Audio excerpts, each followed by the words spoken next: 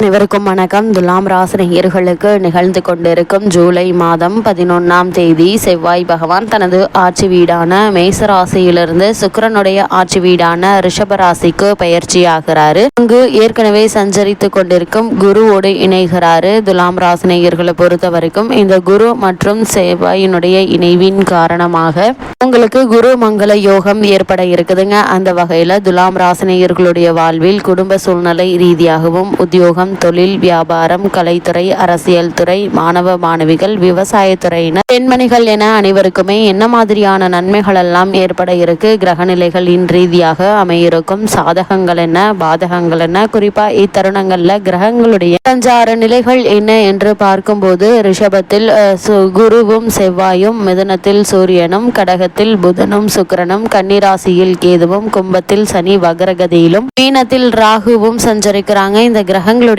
சஞ்சார நிலைகளின் காரணமாக மேலும் என்ன மாதிரியான நன்மைகள் எல்லாம் உங்களுடைய வாழ்வில் ஏற்பட இருக்கு என்பது குறித்தான முழுமையான பதிவை தான் இந்த வீடியோல நம்ம விரிவா பார்க்க போகிறோம். அந்த வகையில துலாம் ராசினியர்களுக்கு இந்த குரு மங்கள யோகம் ஏற்படக்கூடிய இத்தருணங்கள்ல கிரக நிலைகளை ஆராய்ந்து பார்க்கும் போது இந்த காலகட்டங்களில் உங்களுடைய ராசிநாதனான சுக்கிரன் தொழில் ஸ்தானத்தில் லாபாதிபதி சூரியனுடன் பாக்கியாதிபதி புதனுடனும் இணைந்து சஞ்சரிக்கிறாருங்க. எனவே புதிய முயற்சிகள்ல வெற்றி கிடைக்கக்கூடிய ஒரு தருணமா தான் இக்காலகட்டம் அமைஞ்சிருக்குதுங்க. பஞ்சமஸ்தானத்தில் சனி வக்ரம் பெறுவதால் பிள்ளைகள் வழியில் விரயங்கள் உண்டுங்க. இந்த விரயங்களை சுப விரயங்களாக மாற்றிக்கொள்வது உங்கள் கையில தாங்க இருக்குது. பூர்வீக சொத்து சம்பந்தமாக வாக பிரிவினைகள்ல தடைகள் உருவாகுவதற்கான சாத்தியக்கூறுகள் இருக்குதுங்க. இது மாதிரியான விஷயங்களை நீங்கள் பொறுமையாகவும் நிதானமாகவும் உணர்ச்சி வசப்படாமல் சூழ்நிலையை கையாள்வது மிக மிக நல்லது என்பதை கிரகநிலைகள் உங்களுக்கு அறிவுறுத்துது. சுப விரயங்களை மேற்கொள்வதன் மூலம் வீண் விரயங்களிலிருந்து தப்பித்துக் கொள்ளலாம் என்பதை கிரகநிலைகள் அறிவுறுத்தும் பட்சத்துல இது மாதிரியான நேரங்கள் வீடு வாங்குவது, நிலம் வாங்குவது அல்லது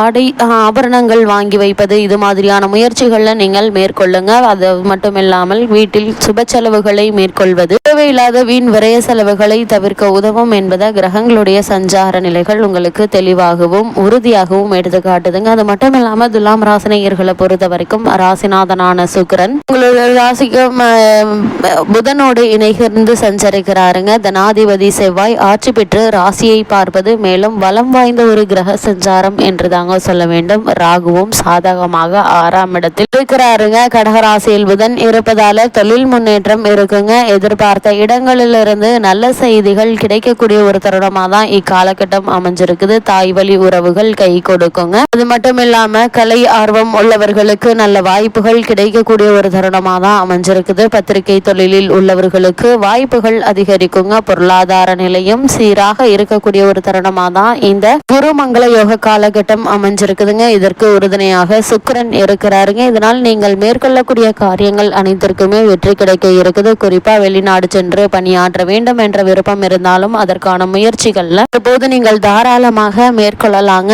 அதே போல விசேஷ உயர்கல்வி பெறுவதற்கான முயற்சிகள்லையும் நல்ல ஒரு வெற்றி கிடைக்க இருக்குது. புதிதாக தொழில் அல்லது உத்தியோக சம்பந்தமான முயற்சிகளுக்கு நல்ல ஒரு முன்னேற்றம் கிடைக்க இருக்குதுங்க. இந்த காலகட்டங்களை பொறுத்த வரைக்கும் துலாம் ராசினியர்கள் நீங்கள் மேற்கொள்ளக்கூடிய காரியங்கள்ல துணிந்து மேற்கொள்ளலாங்க. நல்ல ஒரு முன்னேற்றம், சிறந்த அபிவிருத்தி ஏற்பட இருக்குதுங்க. ஒருவேளை பூர்வீக சொத்து சம்பந்தமான வழக்குகள் இருந்துச்சு அப்படின்னா அந்த வழக்குகள்ல சாதகமான தீர்ப்பை சிறிது காலத்துல நீங்கள் எதிர்பார்க்கலாங்க. அதே போல துலாம் ராசினியர்களுக்கு இத்தருணங்கள்ல எதிர்பாராத பல முன்னேற்றங்களும் பணவரவும் ஏற்படக்கூடிய ஒரு தருணமா அமைஞ்சிருக்குது என்பதை கிரகங்களுடைய சஞ்சார நிலைகள் தெளிவாகவும் உறுதியாகவும் எடுத்துக்காட்டுது. துலாம் ராசினியர்களுக்கு இந்த குரு மற்றும் செவ்வாயினுடைய இணைவின் காரணமாக என்ன மாதிரியான முன்னேற்றங்கள் எல்லாம் ஏற்பட இருக்கு என்று பார்க்கும்போது சுக்கிரனுடைய ஆட்சி வீட்டில் செவ்வாய் சஞ்சரிக்கிறாரு. அதாவது உங்களுடைய ராசிக்கு அஷ்டமத்தில் செவ்வாய் சஞ்சரிக்க போவது அவ்வளவு நல்லதில்லைங்க. ஆரோக்கிய தொல்லைகள் அதிகரிப்பதற்கான வாய்ப்புகள் இருக்குது. அதனால் சிறு உடல் உபாதை என்றாலும் கூட உடனே மருத்துவரிடம் அணுகி அதற்கான சிகிச்சை எடுத்துக்கொள்வது நல்லதுங்க. மருத்துவ செலவுகளால் மனக்கலக்கம் ஏற்படுங்க.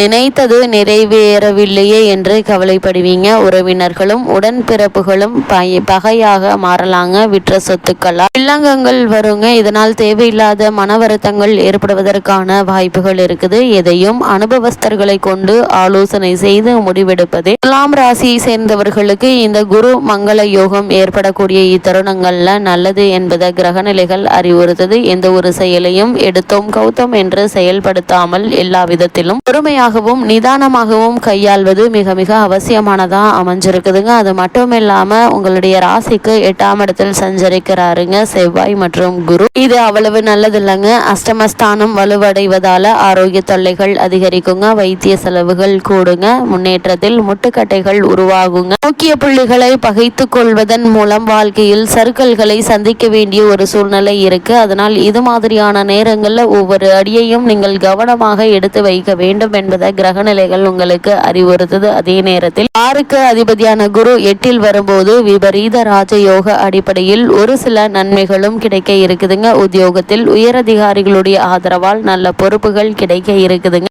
இந்த பொறுப்புகளை நீங்கள் பயன்படுத்தி கொள்வது, கிடைக்கக்கூடிய சந்தர்ப்பங்களை பயன்படுத்தி கொள்வது உங்கள் கையில தாங்க இருக்குது. ஒருவேளை உங்களுக்கு வழக்குகள் இருந்தாலும் கூட, அதாவது பூர்வீக சொத்து சம்பந்தமாகவோ மற்ற காரணங்களுக்காகவோ வழக்குகள் இருந்துச்சு அப்படின்னா அந்த வழக்குகள்ல சாதகமான தீர்ப்பை தற்போது நீங்கள் எதிர்பார்க்கலாங்க. துலாம் ராசினியர்களை பொறுத்த வரைக்கும் சனி வக்ரகதியில் இருக்கிறாரு. அதாவது சனி பகவான் இந்த காலகட்டம் முழுவதுமே வக்ர இயக்கத்தில் இருக்கிறாருங்க. உங்களுடைய ராசிக்கு சுகஸ்தானம் மற்றும் பூர்வ புண்ணிய ஸ்தானத்திற்கு அதிபதியானவர் சனி பகவான். அவர் வக்ரம் வரும்போது ஆரோக்கியத்தில் தொல்லைகள் வந்து அலைமோதுங்க. இதனால் மருத்துவ செலவுகளால் மனக்கலக்கம் உருவாவதற்கான வாய்ப்புகள் அதிகம் இருக்குதுங்க. அதே போல ஆதாயம் பெறும் தகவல்கள் குறுக்கீடுகள் ஏற்படுங்க, சோதனைகள் அதிகரிக்குங்க. இந்த நேரத்தில் சுற்றி இருப்பவர்களால் தொல்லை வரலாங்க. இரவு பகல் பாராமல் உழைத்தாலும் போதிய வருமானம் கிடைக்காது. எனவே பொருளாதார பற்றாக்குறை ஏற்படுங்க. பிள்ளைகள் உங்களுடைய குணம் அறிந்து நடந்து கொள்ள மாட்டார்கள். அவர்களுக்கு பணிபுரியும் இடத்தில் பிரச்சனைகள் வரலாங்க. தொழில் பங்குதாரர்கள் பிரிந்து செல்வதாக அச்சுறுத்துவாங்க. இது மாதிரியான காலகட்டங்கள்ல நீங்கள் பொறுமையை இழந்து விட வேண்டாங்க. அதே போல் உணர்ச்சி வசப்படாமல்